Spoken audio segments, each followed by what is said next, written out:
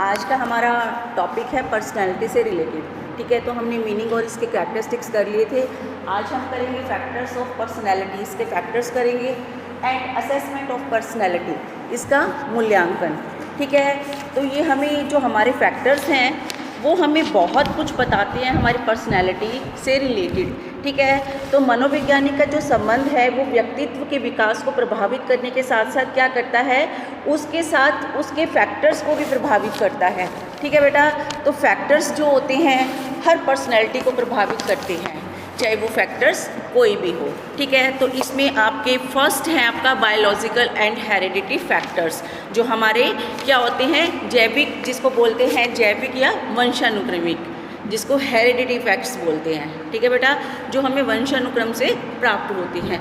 For example, जैसे किसी parents की हाइट लंबी होती है, अच्छे थोड़ा सा लंबे भी होते हैं, अच्छे मोटे भी होते हैं, तो उनके बच्चे भी वैसे ही पर्सनैलिटी में बन जाते हैं। ठीक है, और जिन पेरेंट्स की हाइट छोटी होती है, जस्ट हम कह देते हैं कि थोड़ा हाइट कम है, पतले हैं, तो कई बार उनके बच्चे भी वैसे ही हो जाते हैं। तो ये सब क्या है, हेरिडिटी फैक्ट्स।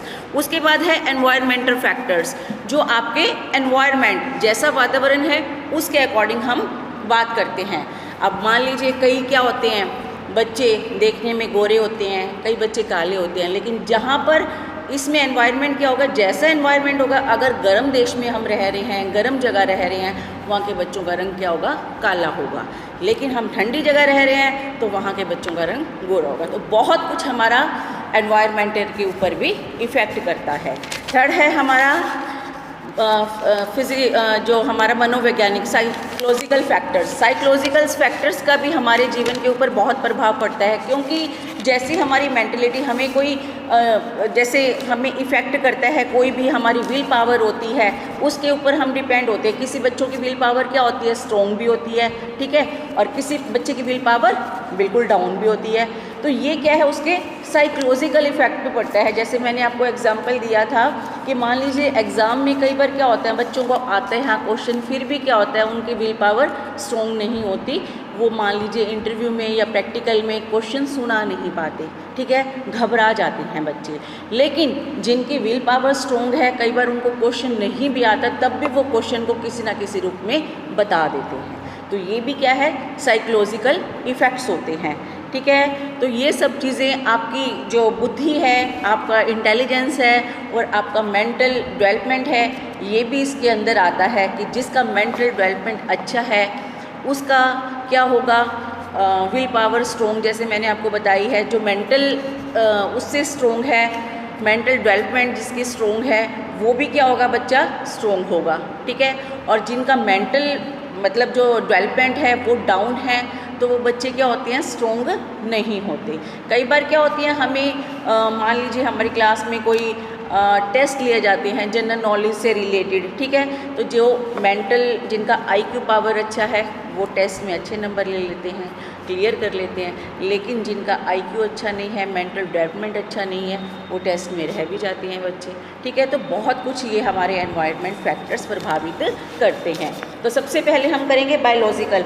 इसमें क्या क्या पॉइंट्स आते हैं आपके बायोलॉजिकल में, आपका आता है फिजिकल स्ट्रक्चर। जैसे मैंने बताया कि माता पिता जैसे होंगे बच्चा भी वैसा ही, कई बार देखने में उसका डील डोल वैसा ही बनता है। रंग रूप, ठीक है, तो माता पिता के ऊपर इफेक्ट करता है, माता पिता के साथ उनके दादा दादी, मामा चाचा, इन सब को भी इफेक्टिव करता है। उसके बाद है आपका कॉम्प्लेक्शन, रंग भी प्रभावित हो जाता है। जैसे व्यक्ति का रंग रूप क्या है, उसके व्यक्तित्व का महत्वपूर्ण क्या है कि सामने, क्योंकि ये सब चीज़ें हमें एकदम दिखाई देती हैं, तो ये क्या है, आपके व्यक्तित्व में महत्वपूर्ण योगदान देता है। तो गोरा रंग कई बार क्या करता है, अपनी ओर आकर्षित भी करता है। तो ये सब जो चीज़ें होती हैं उसमें क्या होता है कि हमारा जो पर्सनैलिटी है वो हमारे सामने दिखाई देती है। लेकिन जो मनोवैज्ञानिक है, हमारे साइंटिस्ट हैं, वो ऐसा मानते हैं कि गोरा और काला रंग होने का कोई पर्सनैलिटी से इतना इफेक्ट नहीं होता। पर्सनैलिटी का मतलब गुणों से इफेक्ट होता है। ठीक है, तो यही बताया गया है इसमें कि गोरे रंग का और व्यक्ति का आंतरिक दुर्बलता, अगर अंदर से दुर्बल हो व्यक्ति, ठीक है, बाहर से देखने में सुंदर है और अंदर से उसके अंदर गुण नहीं है, तो वो क्या, उसकी पर्सनैलिटी अच्छी होगी? नहीं। बोलने के मैनर्स नहीं है जिसको, तो क्या उसको हम कहेंगे। देखने में सुंदर है और वैसे उसको मैनर्स नहीं है, ना उठने के, बोलने के, जैसे एटीट्यूड्स होता है, कईयों में ईगो होती है, तो वो क्या अच्छे लोग होंगे? नहीं।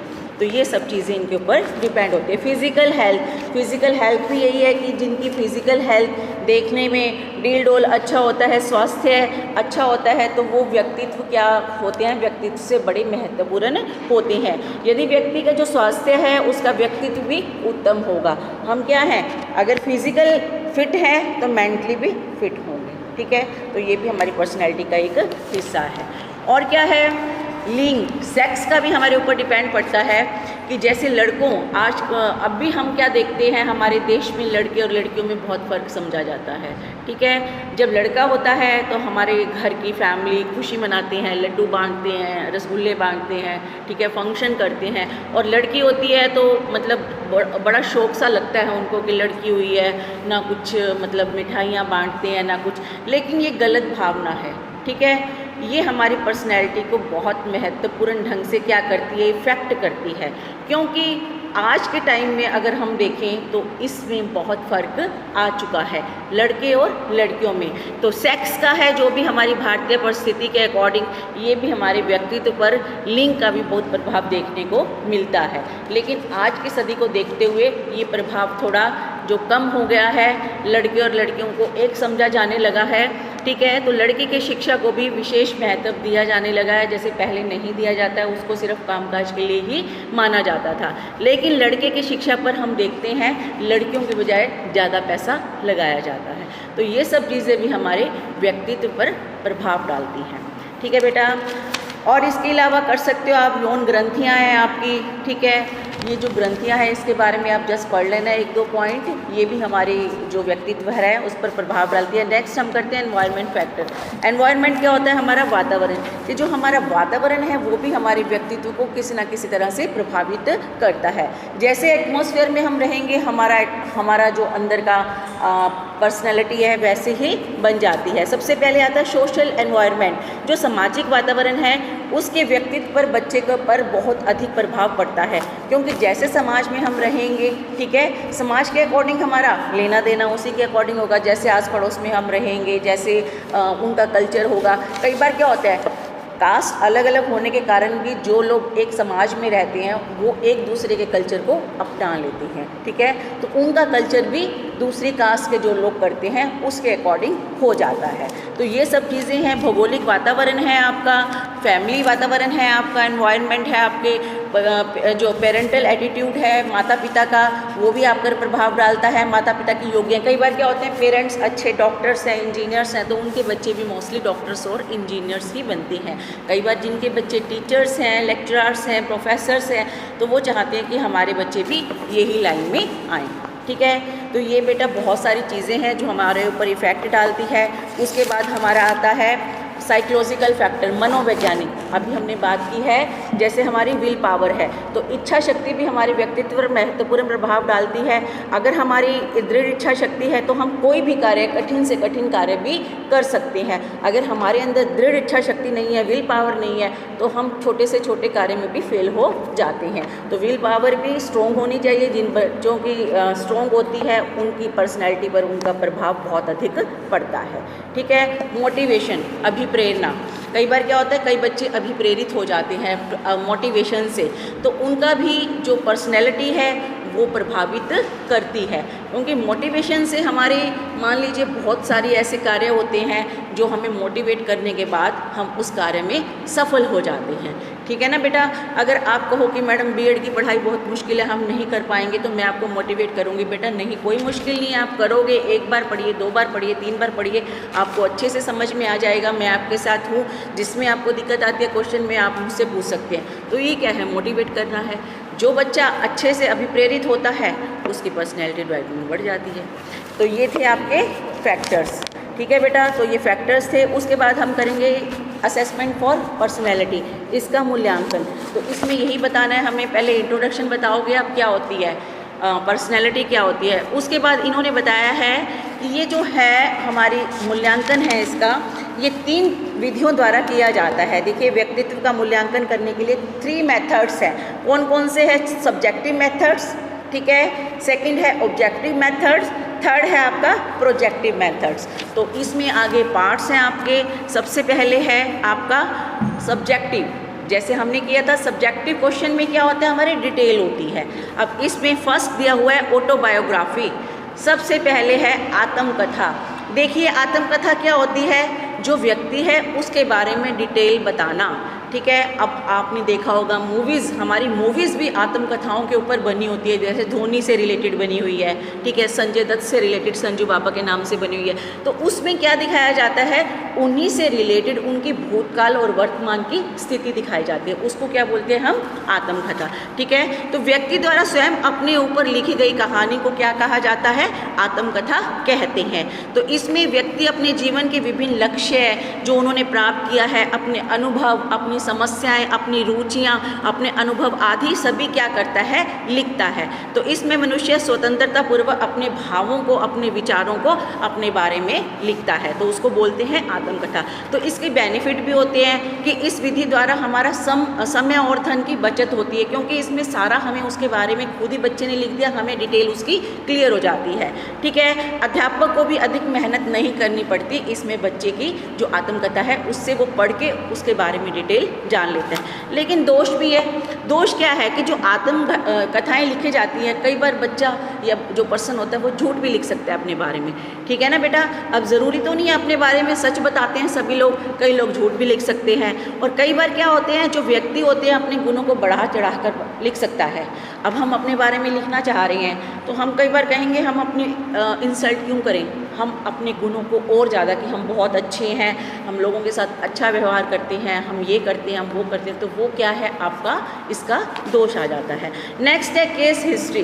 केस हिस्ट्री के बारे में मतलब क्या होता है, उस बच्चे की या उस पर्सन की पूरी हिस्ट्री के बारे में जानकारी प्राप्त करना, बचपन से लेके अब तक के बारे में, ठीक है। तो ये साइकोलॉजिकल जिन बच्चों को दिक्कत आती है या पर्सन्स को दिक्कत आती है, जैसे साइकोलॉजिकल डॉक्टर्स होते हैं हमारे मनोवैज्ञानिक, किसी को टेंशन हो जाती है, किसी को डिप्रेशन हो जाता है, तो वो उनकी केस हिस्ट्री के बारे में स्टडी करने के लिए बोलते हैं कि पीछे इनके साथ क्या हुआ है जिसके कारण ये टेंशन या डिप्रेशन में आ गए हैं, ठीक है। तो इसमें भी यही है कि इस विधि के द्वारा बच्चे के विभिन्न पक्षों से संबंधित हम तथ्यों को, डाटा को इकट्ठा करते हैं। और इस विधि में क्या होता है, मोस्टली कौन से बच्चे पाए जाते हैं, पिछड़े हुए या अपराधी बच्चे, ठीक है, उनके लिए हमें केस स्टडी करनी पड़ती है। कई बच्चे क्लास में बहुत शरारती होते हैं, बहुत निकम्मे होते हैं, जितना मर्जी कर लो वो मतलब मानते ही नहीं कहना, तो उनके लिए टीचर्स को बड़ा मुश्किल होता है कि उनको दूसरे बच्चों की भी पढ़ाई को क्या करते हैं, डिस्टर्ब करते हैं। तो इसके लिए ऐसे बच्चों के लिए क्या किया जाता है, केस स्टडी की जाती है, ठीक है। तो इस विधि में व्यक्ति के जो व्यक्तित्व का पूर्ण इतिहास के बारे में हम जानकारी लेते हैं, जो पहले की पास्ट की जानकारी होती है।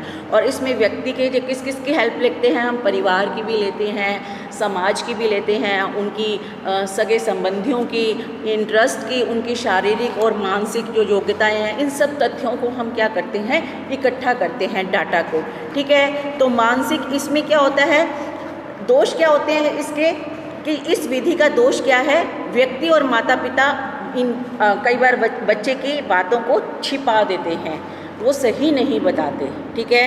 कई बार बच्चा क्या होता है, कई बच्चे चोरी करते हैं, लेकिन माता पिता सोचते हैं अगर हम बच्चे की बात ये बताएंगे कि बच्चा चोरी करता है तो हमारे बच्चे की इंसल्ट होगी, तो वो बातें छिपा जाती हैं, ठीक है। और क्या नुकसान है इसका, इसमें समय और मेहनत अधिक लगती है। जब हम इतना सारा डाटा इकट्ठा करेंगे बच्चे से रिलेटेड, कभी हम कहीं जाएंगे, कहीं हम पड़ोस में जाएंगे, कभी हम उसके फ्रेंड्स के पास जाएंगे, तो इसमें टाइम क्या ज़्यादा लगेगा और मेहनत भी ज़्यादा लगेगी, ठीक है बेटा। नेक्स्ट है आपका इसी का ही चल रहा है ये सब्जेक्टिव मेथड्स में इंटरव्यू मेथड, साक्षात्कार विधि। इंटरव्यू, जैसे मान लीजिए किसी भी जॉब में हम जब ज्वाइनिंग करना होता है तो उसके लिए हमें इंटरव्यू फेस करना होता है, ठीक है। तो इंटरव्यू क्या है, दो व्यक्तियों के आमने सामने होने वाली बातचीत को हम क्या कहते हैं, इंटरव्यू या साक्षात्कार कहते हैं। इसमें क्या होता है, आमने सामने बैठकर वार्तालाप की जाती है दो व्यक्तियों द्वारा, और शारीरिक एवं मानसिक योग्यताओं से रिलेटेड जो क्वेश्चन हैं और व्यक्ति के उसके उत्तर उन्हीं के आधार पर दिए जाते हैं और उसके आधार पर ही उसके पर्सनैलिटी का अनुमान लगाया जाता है। अब मान लीजिए इंटरव्यू जो लेता है वो क्या है, आप इंटरव्यू के अकॉर्डिंग जब हम क्वेश्चन बताएंगे जो भी हमारा इंटरव्यू ले रहा है, तो हमारी पर्सनैलिटी उसी से ही झलक जाएगी कि बच्चे को क्या आता है और क्या नहीं आता। ठीक है बेटा, तो इसके भी बेनिफिट्स भी हैं और हर चीज़ के क्या है, बेनिफिट्स भी हैं और नुकसान भी हैं। जैसे अब हम फॉर एग्ज़ाम्पल हम मोबाइल लेते हैं या टीवी लेते हैं, हमें बेनिफिट्स कितना है इसका पता है सभी बच्चों को, लेकिन नुकसान भी है। नुकसान क्या है, हम इसका डाटा है जल्दी उड़ा देते हैं, नेट यूज़ कर लेते हैं, आंखों पे इफ़ेक्ट डालता है, गेम्स खेलते हैं, हम इसका गलत यूज़ करते हैं, तो ये सारा नुकसान है। और उसके बाद है नेक्स्ट है इसी की ही लास्ट विधि है क्वेश्चनियर विधि, मेथड, प्रश्नावली विधि।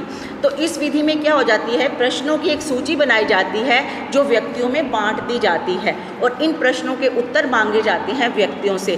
तो जैसे इसमें क्या होता है, हाँ या ना से उत्तर रिलेटेड होते हैं, हाँ या ना में देने होते हैं। कई बार सिर्फ टिक वगैरह के होते हैं, वो भी क्या करते हैं, चिन्ह अंकित करने वाले भी क्वेश्चन इसमें बच्चों से पूछे जाते हैं। तो इस प्रश्नावली को क्या होता है, बंद प्रश्नावली भी कहते हैं। तो इसमें क्या किया जाता है, व्यक्ति के मूल्यांकन अधिक से अधिक इस विधि द्वारा कम समय में अधिक व्यक्तियों का मूल्यांकन किया जाता है। जैसे आप लोगों का HTET होता है, आपको क्वेश्चन पेपर दे दिए जाते हैं, उसमें आपको टिक लगाना होता है या गोला भरना होता है। तो इसमें हम एक टाइम में कितने हज़ारों लाखों बच्चों का पेपर ले सकते हैं। तो ये क्या है इसके बेनिफिट्स। तो इसके द्वारा भी हम क्या कर सकते हैं, उनकी पर्सनैलिटी को पहचान सकते हैं। इसमें दोष भी है क्योंकि कई बार व्यक्ति जानबूझकर क्या करता है, कुछ प्रश्नों के उत्तर नहीं देता, गलत कर देता है, और कई बार क्या होता है बिना सोचे समझे टिक लगा देते हैं। तो ये भी, इससे भी हमें कई बार गलतफहमी हो जाती है। नेक्स्ट है आपका ऑब्जेक्टिव मेथड। ये तो थी सब्जेक्टिव मेथड की विधियाँ, अब है आपका ऑब्जेक्टिव मेथड। ठीक है, तो ऑब्जेक्टिव मेथड्स की भी विधियाँ हैं इसमें अलग अलग। सबसे पहले ऑब्जर्वेशन मेथड्स, निरीक्षण विधि। देखिए इस विधि में क्या होता है, निरीक्षण द्वारा व्यक्तित्व का अनुमान लगाया जाता है। छोटे बच्चों के अंदर क्या होता है, कई बार अध्ययन में इस विधि का अधिक प्रयोग होता है। थोड़े समय के लिए इसमें निरीक्षण द्वारा व्यक्ति का अनुमान लगाना कई बार क्या होता है, संभव नहीं होता, लेकिन ये हम मेन यूज़ करने वाली इसमें मेथड होते हैं। इसमें कौन कौन से पार्ट्स हैं, दो है कंट्रोल्ड ऑब्जर्वेशन, दूसरा है अनकंट्रोल्ड ऑब्जर्वेशन। ठीक है, नियंत्रित निरीक्षण और आपका अनियंत्रित निरीक्षण। देखिए कैसे करते हैं हम ऑब्जर्वेशन। सबसे पहले वाली विधि का जो कंट्रोल्ड है, इसके अंतर्गत व्यक्ति को निरीक्षण के बारे में मालूम होता है कि हमारा निरीक्षण, हमारी ऑब्जर्वेशन की जा रही है। ठीक है, इसलिए इस निरीक्षण में क्या होता है, सबसे बड़ा दोष क्या है कि बच्चे बनावटी व्यवहार। अब मान लीजिए मैं आपको बोलूँगी, आज मैं सभी बच्चों को ऑब्जर्व करूँगी कि कौन सा बच्चा पढ़ता है या नहीं। आपको सबको पता चल जाएगा कि मैडम हमें सबको ऑब्जर्व कर रही है। आप क्या करोगे, जो बच्चे नहीं पढ़ने वाले हैं वो भी पढ़ना शुरू कर देते हैं। तो इसमें क्या होता है, कई बार बच्चे बनावटी पढ़ना भी शुरू कर देते हैं, तो उनमें बनावटी व्यवहार के कारण उनके ऑब्जर्वेशन का हम सही पता नहीं लगा सकते। सेकंड है आपकी अनकंट्रोल्ड, अनियंत्रित। तो इस विधि के अंतर्गत व्यक्ति के व्यवहार का चुपके से निरीक्षण किया जाता है। कई बार क्या होता है, आप बैठे होते हो, टीचर आपको कहता है कि हम थोड़ी देर में अभी आ रहे हैं, तो एकदम अचानक ही जब टीचर आ जाता है क्लास में, तो वो क्या है, बच्चों को ऑब्जर्व कर लेता है कि कौन सा बच्चा क्या कर रहा था, कौन सा बच्चा पढ़ने वाला है और कौन सा बच्चा नहीं है। ठीक है, तो इस विधि में निरीक्षण का बिल्कुल भी पता नहीं चलने दिया जाता और इसके द्वारा व्यक्ति के व्यवहार का जो प्राकृतिक रूप है, सही रूप सामने आता है। इससे मुझे क्या क्लियर हो जाएगा कि मुझे पता चल जाएगा कि कौन सा बच्चा पढ़ने वाला है, कौन सा बच्चा नहीं। क्योंकि अचानक आ जाने से किसी बच्चे को पता नहीं चलेगा कि मैडम आ गई है या नहीं, तो वो एकदम ही देखेंगे कि अचानक से मैडम आ गई है, और मैडम को सारी क्लास में किस बच्चे ने शरारत की है, किस बच्चे ने पढ़ाई की है, सबका पता चल जाता है। नेक्स्ट आता है इसका सेकंड, सिचुएशनल टेस्ट। वो तो ऑब्जर्वेशन टेस्ट था। नेक्स्ट है आपका सिचुएशनल टेस्ट, परिस्थिति परीक्षण विधि। इसमें क्या होता है, इस विधि के अंतर्गत व्यक्ति को किसी विशेष परिस्थिति में रखकर उसके व्यक्तित्व की विशेषता का मूल्यांकन किया जाता है। इस परीक्षण में क्या है, वास्तविक परिस्थितियां पैदा होती हैं जो रियलिटी होती हैं। ठीक है, एग्जाम्पल हम करेंगे। इसमें जो हमारा हॉट शॉन है तथा में, इन्होंने बताया है बच्चों के बारे में कि बालक की ईमानदारी की परीक्षा लेने के लिए यह परीक्षण बहुत ही बढ़िया है। कौन सा परीक्षण, सिचुएशनल टेस्ट। नाम से ही क्लियर होता है, सिचुएशन के अकॉर्डिंग, स्थिति के अकॉर्डिंग टेस्ट लेना। ठीक है, तो इसमें इन्होंने क्या किया है, एक जो परीक्षा कैसे ली है बच्चों की, उन्होंने परीक्षा लेने के लिए कमरे में एक डिब्बा रख दिया। ठीक है। बच्चों की परीक्षा लेने के लिए कमरे में डिब्बा रख दिया और उन बच्चों को बोला कि तुम इस कमरे में रखे हुए इस डिब्बे में पैसे डाल दो, ठीक है। तो कई बच्चे गए, कई बच्चों ने पैसे डाल दिए और कई बच्चे गए, कई बच्चों ने नहीं डाले और कई बच्चों ने पैसे निकाल भी लिए उसमें से, ठीक है। अब किसी का क्या पता किसी का नेचर कैसा है, किसी का नेचर कैसा है। तो इसमें पैसे मतलब गरीबों के लिए, और उनको ये भी कहा गया था जो पैसे इकट्ठे किए जा रहे हैं वो गरीब लोगों के लिए किए जा रहे हैं। जब परीक्षण आरंभ हुआ तो बच्चे ने डिब्बे में पैसे डाले भी, नहीं भी डाले और कुछ ने उसमें से चुरा भी लिए, ठीक है। तो इस प्रकार क्या हो गया, यह विधि व्यक्ति के गुणों का मूल्यांकन करने की विधि है। अब हमें ये पता चल गया, एक टीचर की मान लीजिए वहाँ ड्यूटी लगाई गई थी चुपके से, तो उस टीचर के द्वारा ये पता चल गया कि किस बच्चे की कैसी पर्सनैलिटी है। जो बच्चा पैसे उठा ले गया तो उसकी क्या पर्सनैलिटी अच्छी है? नहीं, एक तरह से वो बच्चा चोर हो गया। तो चोरों को हम अच्छी पर्सनैलिटी में नहीं लेते, और जिन्होंने नहीं डाले तो उनके मन में भी ये भी सही नहीं था, और जिन्होंने डाल दिए तो हमें लगा कि ये अच्छे घरों से है, इनके मन में फीलिंग्स अच्छी है, तो ये उनकी पर्सनैलिटी हमने नोट कर ली कि इनकी पर्सनैलिटी अच्छी है, ठीक है बेटा। नेक्स्ट है आपका रेटिंग स्केल। रेटिंग स्केल क्या होता है? एक तरह से एक आपका स्केल होता है। स्केल जैसे स्केल पे लिखा होता है ना, उसमें डाटा आपका डला होता है 1 सेंटीमीटर या मीटर, 2 सेंटीमीटर, इस तरह से।